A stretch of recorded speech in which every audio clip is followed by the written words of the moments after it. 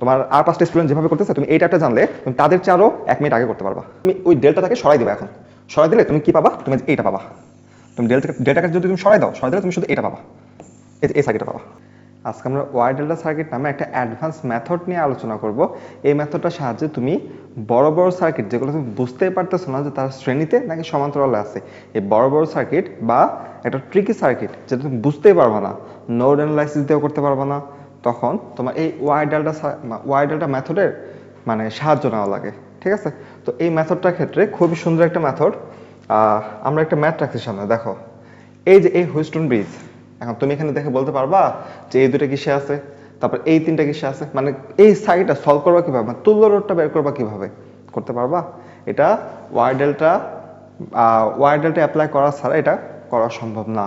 তুমি একটা কাজ করতে পারো যে এখানে তুমি কেসিএল কেভিএল প্রয়োগ করে তারপর তুমি মেইন যে প্রবাহটা ওইটা বের করে তারপর ভোল্টেজ দেওয়া আছে, তো তুমি তুল্য রোধ বের করতে পারবা।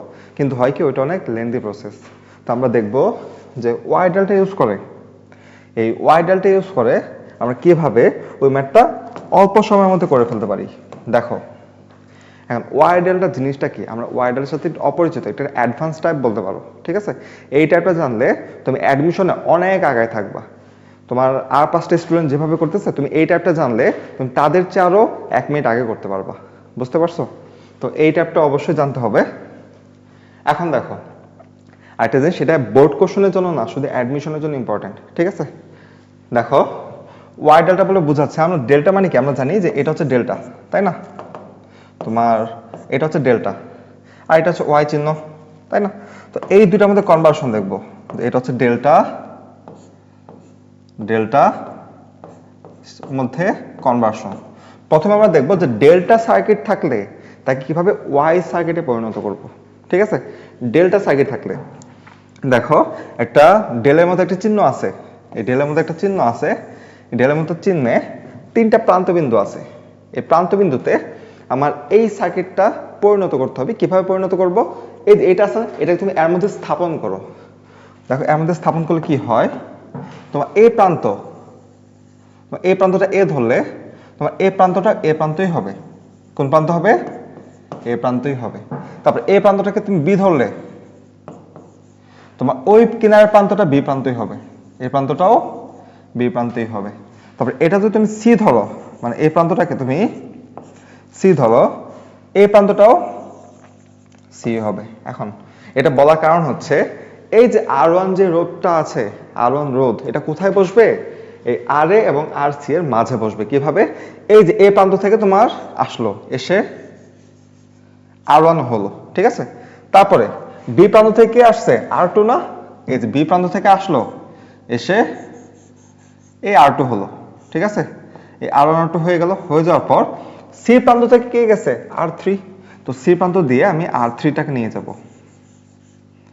তুমি যখনই মাঝের ওয়াইটা আঁকায় ফেলছো, এটা ওয়াইটা আঁকায় ফেলছো, তখন তোমার এই ডেল্টা রাখানোর দরকার নাই। ঠিক আছে? ডেল্টা রাখানোর দরকার নাই। তার মানে এখানে হচ্ছে এটা R1, তারপর এটা হচ্ছে R2, ওইটার মতো করে সাজাচ্ছি আর কি। এটা R2 আর এটা হচ্ছে R3, R1 R2 আর R3। এখন তোমাকে বললাম যে তুমি ওই ডেল্টাটাকে সরাই দিবে। এখন সরাই দিলে তুমি কি পাবা? তুমি এইটা পাবা। তুমি ডেল্টাকে যদি তুমি সরাই দাও, সরাই দিলে তুমি শুধু এটা পাবা, এই যে এই সার্কিটটা পাবা। বুঝছো? এখন দেখো এটার মধ্যে কোনো পার্থক্য আছে কিনা? পার্থক্য নেই, কিন্তু আমার কি করতে হবে? R1 R2 আর R3টা মানটা বের করতে হবে। বুঝতে পারছো? এখন মানটা বের করার ক্ষেত্রে সূত্রটা মনে রাখবা যে R1 সমান R1 কার কার মধ্যে আছে? R1 আছে RA এবং RC এর মাঝে। কার কার মাঝে? RA আর RC এর মাঝে। তো উপরে তুমি কি করবা, যে যার যার মাঝে আছে সেই রোধগুলো গুণ দিয়ে দিবা, RA আর RC গুণ দিয়ে দিলাম। আর নিচে ডেল সার্কিটের প্রত্যেকটা রোধ যোগ, মানে RA plus RB plus RC, প্রত্যেকটা রোধ যোগ করতে হবে।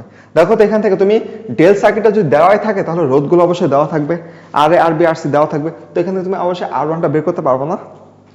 দেখো R2টা দেখি, R2 সমান নিচে তোমার নিচে বসবে সেম ভাবে তিনটার রোধের যোগফল, মানে ডেল সার্কিটে তিনটা রোধের যোগফল সবসময় হরে বসবে, মানে আর এ তারপরে আর বি তারপরে আর সি, আর উপরে বসবে দেখো তো আর টুটা কার কার মাঝে আছে, এই দুটার মাঝে, এটা কি আর এ আর আর বি, তার উপরে বসবে আর এ ইন্টু আর বি। তারপরে তোমার আর থ্রিতে আসি, আর থ্রিটা দেখো তো আর থ্রিটা এখানে আছে, এখন আর থ্রিটা কার কার মাঝে আছে, আর বি আর আর সি এর না, তো উপরে বসবে আর বি ইন্টু আর সি, আর নিচে বাকি দুটার মতোই তিনটার রোধ যোগ করতে হবে, তো এখানে আর এ প্লাস আর বি প্লাস আর সি।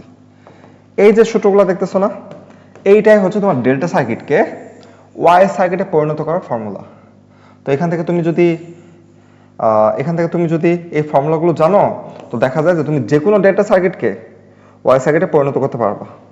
আর এটাকে অ্যাপ্লাই কিভাবে করব, ওই যে একটা ম্যাথ রাখছি ওই ম্যাথটা দেখবো। এখন দেখো এটা আরেকবার রিভিউ করি, যে তোমার এরকম যে একটা সার্কিট থাকে ডেল্টা সার্কিট, মাঝখানেটা নাই মনে করো, তো এই সার্কিটে তুমি এভাবে পরিণত করবা, তো আর ওয়ানটা কোথায় পড়বে, এই আর এ এবং আর সি এর মাঝে পড়বে আর ওয়ান, তো আর ওয়ানটা যেহেতু আর এবং আর সি এর মাঝে, তার উপরে হবে আর এবং আর সি এর গুণফল, আর নিচে ডেল সার্কিটের সবগুলা রোধের যোগফল। ঠিক আছে, সেম ভাবে তোমার আর টুটা কার মধ্যে, আর এ আর আর বি এর মাঝে, তাই উপরে বসবে আর এ আর আর বি এর গুণফল, আর নিচে সবগুলা রোধের যোগফল। সেম ভাবে আর থ্রিটা কোথায় পড়বে, আর বি আর আর সি এর মাঝে, তা আর বি আর আর সিটা উপরে গুণফল, আর নিচে সবগুলা রোধের যোগফল। ঠিক আছে, তো এখান থেকে তিনটা সূত্র জানলাম। এখন আসি ওয়াই সার্কিট থেকে ডেল সার্কিটে কিভাবে যাব। ডেল সার্কিট থেকে তো ওয়াই সার্কিটে বের করার মতো সূত্র পেয়ে গেলাম, তাই না? এখন আসি ওয়াই সার্কিট থেকে ডেল সার্কিটে কিভাবে যাব। এইটা সূত্রটাও সহজ, অত কঠিন কিছু না। দেখো এখন তোমাকে এখানে বলার কিছু আছে যে এখানে ডেল কিভাবে আঁকাবে। এখানে দেখো তো আর এটা কোথায় বসবে, এই বিন্দুতে এসে এখানে এসে এই বিন্দুতে এসে এখানে আসবে আর এ, এটা কি হবে আর এ। তারপরে আর বিটা কোথায় বসবে, যে এখানে, এই যে আর বি, এটা কি আর বি। আর আর সিটা কোথায়, এই আর সিটা বসবে এই বরাবর, এটা হচ্ছে আর সি। একটু কালারটা চেঞ্জ করে রাখি এটার, নাহলে উল্টা পাল্টা বাজবে, এটা সবুজ দিয়ে রাখলাম। তারপরে এটা, এখন দেখো তোমার আর এ আর বি আর আর সি যদি পরিণত করতে চাই, মানে এই ডেল দেওয়া থাকবে, তুমি এই ডেলটাকে চেঞ্জ করে আর এ আর বি আর সি তে কনভার্ট করলে মাঝখানেটা দেওয়ার কোনো প্রয়োজনই নাই। তখন তোমার নতুন যে সার্কিটটা আসবে, নতুন সার্কিটটা অনেকটা এরকম আসবে। দেখো নতুন সার্কিটটা অনেকটা এই যে এরকম আসবে, বুঝতে পারছো? আর ওয়ান আর টু আর থ্রি কিন্তু আসবে না, ওগুলো কিন্তু ওইখান থেকে চলে আসছে। নতুন সার্কিটটা এরকম আসবে। তো এখন আমার উদ্দেশ্য হচ্ছে আর এ আর বি আর আর সিটা বের করা। তো আর এ আর বি আর সিটা বের করতে গেলে আর এ সমান দেখো একটু খেয়াল করো কিভাবে সূত্রটা মনে রাখতে হয়, ওই প্রসেসটা জেনে নাও। আর এ কোথায় আছে, এখানে। আর এর অপোজিটে কে আছে, আর থ্রি না। আর এ আছে এখানে, তার অপোজিটে কে আছে, আর থ্রি। তুমি আর থ্রিটা চোখ বন্ধ করে নিচে লিখবা আর থ্রি। আর উপরে আচ্ছা এটা পরে লিখতেছে উপরের লাইনটা, আর আর আর এটা লিখলাম। তারপরে আরবি সমান দেখো তো আরবিটা কোথায় আছে, তোমার আরবিটা আছে হচ্ছে এই যে এখানে। আরবিটা অপোজিটের রুটটা কোনটা, আর ওয়ান না, আর ওয়ানটা বসবে নিচে। সেম ভাবে তোমার আর সিটা কোথায় আছে, এখানে। আর সিটা অপোজিটের রুট কোনটা, আর টু। তার মানে আর সি সমান তোমার নিচে বসবে আর টু, নিচে বসবে আর টু, আর সি এর অপোজিটে আছে। এখন লবে কি বসবে, আমরা এখানে আগেটাতে দেখছিলাম যে হরে তিনটাতেই সমান, ঠিক আছে। আর এখানে লবে তিনটাতেই সমান, কি বসবে, দুইটা দুইটা করে রোধ নিব ডেল সার্কিটের দুইটা দুইটা করে রোধ নিব, গুণ করব, যোগ করে দিব। দেখো তো দুইটা দুইটা করে রোধ নিলে আর ওয়ান আর টু নিলাম, আর ওয়ান আর টু গুণ করে দিচ্ছে না, প্লাস R2 R3 নেই, R2 R3 গুণ করে দিছি, এখন আবার যোগ plus R1 R3, R1 R3। বলতো দুইটা দুইটা করে গুণ করে যোগ করা হয়েছে না? এই তিনটাকে কি আরো কোনোভাবে কি গুণ করে যোগ করা সম্ভব, নাকি এই তিনটা মানে এই তিনটা রাশিতে হয়ে গেছে? এই তিনটা রাশিতে হয়ে গেছে না, আর কোনোটা সম্ভব না। তার মানে এটা হচ্ছে আমার ফাইনাল, দুইটা দুইটা করে গুণ করে যোগ করা। তো এটাকে আমরা তিনটার মধ্যে বসাই দিব, এখানে একটা, এখানে একটা, আর নিচেটাতে একটা। এই হলো আমার সূত্র, বুঝতে পারছো? তো আমি কি করলাম যে প্রথমটা লিখে পরের দুইটার লব এমনি কপি করে বসাই দিলাম। তো তোমরা এটা করতে পারবে যে প্রথমটা মনে রেখে পরের দুইটা এমনি বসাই দিতে পারবা। যে আর এ মনে রাখতেছো, আর এ কিভাবে মনে রাখতেছো? আর এর অপোজিট হচ্ছে R3, তাই R3 নিচে, তারপর দুইটা দুইটা করে গুণ করে যোগ করব, এটা মনে রাখতেছো। আবার RB-টাও সেম, RC-টাও সেম। তো এই সূত্রগুলো দিয়ে আমাদের ওয়াই সার্কিটটা ডিরেক্ট ডেল সার্কিটে পরিণত হয়ে যাচ্ছে, ঠিক আছে? এখন আমরা দেখি অ্যাপ্লাই কিভাবে করব। চলো ম্যাথটা দেখে নিই। তো সূত্রটা একবার দেখে রাখো, এটা একবার দেখে রাখো। এখন ম্যাথটা দেখো, আমি স্লাইডটা এই ভিডিও ডেসক্রিপশন বক্সে অ্যাড করে দিব। দেখো এখন যে এই সার্কিটের বক্সে বর্তনীর তুল্য রোধ ও মূল প্রবাহ নির্ণয় করো। তুল্য রোধ বের করতে যাবা, এখন তুমি বলো এখানে তুল্য রোধ কি করবা? এই দুটো কি নিবা? সমান্তরাল নিবা? তাহলে এখানে যে আছে এটা কি করবা? এই দুটো সমান্তরাল নিবা, তাই এখানে কি আছে এটা কি করবা? কোনো কিছু করার সম্ভাবনা আছে? নাই। কিন্তু তোমরা বাসায় চিন্তা করো যে এটা ওয়াই ডেল্টা ছাড়া কিভাবে সলভ করবা, সম্ভাবনা আছে কিনা। এখন দেখো তো, যদি আমি ওয়াই ডেল্টা জেনে থাকি তাহলে দেখো তো এটা একটা ডেলের মতো না, এটা ডেলের মতো না। দেখো তো এটা উল্টা ডেল, আগেটাতে আমি দেখছিলাম সোজা, এখানে উল্টা, ঠিক আছে? তো এটা ত্রিভুজ হয়ে গেছে, কিন্তু উল্টাই দিলে ডেল হয়ে যাবে। তো এই ডেল সার্কিটকে আমি ওয়াই সার্কিটে পরিণত করব। কিভাবে পরিণত করব বলো তো? কিভাবে পরিণত করব? আমি শুধু এই অংশটুকু আঁকাচ্ছি, এই অংশটুকু এখানে, আচ্ছা এখানে আগে লিখে নিই। দেখো তো এই যে, আচ্ছা কালারটা চেঞ্জ করে রাখি এটার। এই যে এখান থেকে একটা রোধ যাবে, এখান থেকে একটা রোধ যাবে, এখান থেকে একটা, তারপর এখান থেকে একটা রোধ যাবে। দেখো তো এই প্রান্ত থেকে একটা গেছে, এই প্রান্ত থেকে একটা, এই প্রান্ত থেকে, দেখো এটা ওয়াই মানে ডেল্টার উল্টা না, তাই এটা ওয়াই এর উল্টা। দেখো এটা এদিকে দুই দাগ সোজা গেছে একটা, তো ওয়াই এর উল্টা, তার মানে কোনো সমস্যা নাই। এখন এটাকে আমি যদি বাইরে লিখি, তো এটাকে আমি এভাবে রাখবো। তো এখন সার্কিটটা সম্পন্ন করে ফেলবো। তো সার্কিটটা কিভাবে সম্পন্ন করি, যে এই ডেলের বদলেই তো আমি এটা লিখছি, তাই না? এই ডেলের বদলেই তো আমি এই ওয়াইটা লিখতে পারছি, তো ওয়াইটা লিখে ফেলছি। এখন কি করব, যে R4 আর R5 বাদ আছে, এখন R4 আর R5টা দিয়ে দিই। ওই দিক বরাবর R4 আর এদিক বরাবর R5। দেখো তো কোনো সমস্যা আছে কিনা? এটা হচ্ছে R4 আর এটা হচ্ছে R5, R5। তো আমার উপর ডেল্টার কাজ শেষ। এখন কি করব, এই বিন্দু থেকে সম্পূর্ণ বর্তনীটা আঁকাই ফেলি।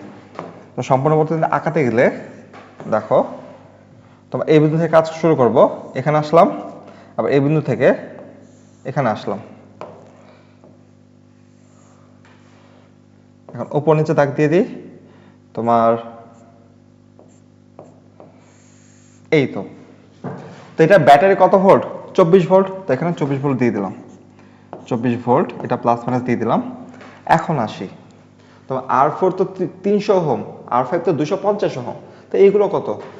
আমি ধরলাম এটাকে, এটা ধরলাম যে R1 R2 R3। R1 R2 R3 ধরার একটা কারণ আছে। দেখো এটা কোন কনভার্সন বলো তো? ডেল্টা থেকে ওয়াই কনভার্সন না? তো ডেল্টা থেকে ওয়াই কনভার্সন কোথায় বসছি? এটা তো ওয়াই থেকে ডেল্টা, এখানে আসি, ডেল্টা থেকে ওয়াই কনভার্সন। আর ওয়াই যে রোধগুলো থাকবে সেগুলো R1 R2 R3 তে না, তো ওইটাই করবো আমরা। দেখো তোমার ওয়াইতে যে রোধগুলো আছে সেগুলো R1 R2 R3 ধরে নিলাম। এখন আমার R1 R2 R3 লাগবে। তো এখন তোমরা বলবা, তোমরা যখন এটা দেখতেছো তখন এখানে পজ করবা, এখন পজ করবা, পজ করে এটা উত্তরগুলো বের করো। উত্তরগুলো বের করে দেখো যে আমার সাথে মিলে কিনা। ঠিক আছে, ঠিক আছে। তো এখন R1 সমান বলো R1 কার কার মধ্যে ছিল? R1 এইটা 150 আর 50 ওহমের মধ্যে ছিল না? তো আমরা কনভার্সনে আসি। তো তোমার R1 যার যার মধ্যে ছিল উপরে তাদের গুণফল আর নিচে তিনটা যোগফল, তাই না? তো R1 হচ্ছে তোমার এখানে R এ আর C এর মধ্যে ছিল, তো এখানে কয়টার মধ্যে আছে? R1 আছে হচ্ছে তোমার এই রোডটা আছে হচ্ছে এই দুটার মাঝে। তো ওই দুটা রোড উপরে গুণ হবে, মানে 150 আর 50 উপরে গুণ হবে, আর নিচে কি হবে? ডেল সার্কিটের সবগুলো রোধ যোগ, মানে 150 50 আর 100, তাহলে 150 যোগ 50 যোগ 100। ঠিক আছে, তো এখান থেকে অবশ্যই একটা রোধ আসবে এত ওহম। এখন R2 টা বের করি। R2 সমান, দেখো তো R2 কার কার মধ্যে আছে? R2 কোনটা? এইটা না, এই বাহুটা। তো এই বাহুটা R2 হলে এই বাহুটা কার কার মধ্যে আছে? এই 150 আর 100 ওহমের মধ্যে। তাহলে 150 আর 100 ওহম উপরে গুণ আকারে থাকবে, তো 150 আর 100 ওহম উপরে গুণ আকারে থাকবে, আর নিচে ডেল সার্কিটে সবগুলো যোগ করে দিব, মানে 150 যোগ 50 যোগ 100, মানে এখানে যা করছি সোজা নিচে একদম কপি করে নিয়ে চলে আসলাম। তো এখান থেকে অবশ্যই R2 এর মানটা পাবা, তারপরে R3। তো R3 টা বের করতে গেলে দেখো তো R3 কার কার মধ্যে আছে? R3 তোমার R3 টা কোনটা? এই বাহুটা। তো এই বাহুটা কোথায় আছে? এই যে এইখানে। কার কার মধ্যে? 50 আর 100 এর মধ্যে আছে। তো এই দুটো গুণ হবে, এই দুটো গুণ হবে 50 ইন্টু 100 বা 100 ইন্টু 50 ডিভাইডেড বাই এই তিনটা, মানে এই তিনটা যোগফল নিচে বসবে, কারণ হর তার চেঞ্জ নাই। তো এখান থেকে অবশ্যই R3 টা পাবা, বুঝতে পারছো? R3 টা পাইলা।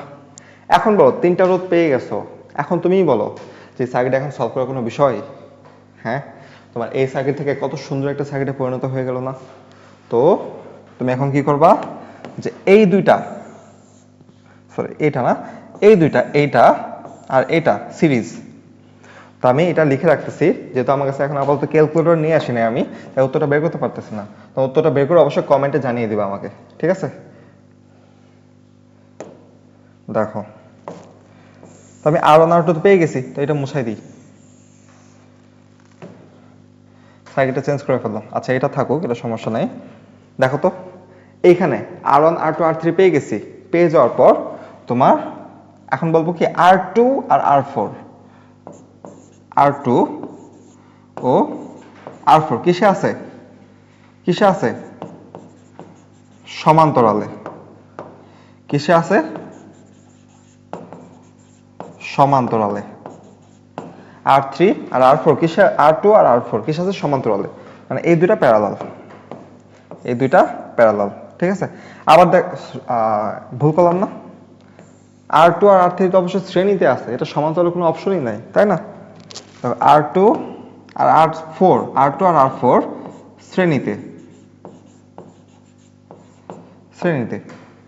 তারপরে R3 আর R5 ও তো শ্রেণীতে, তাই না?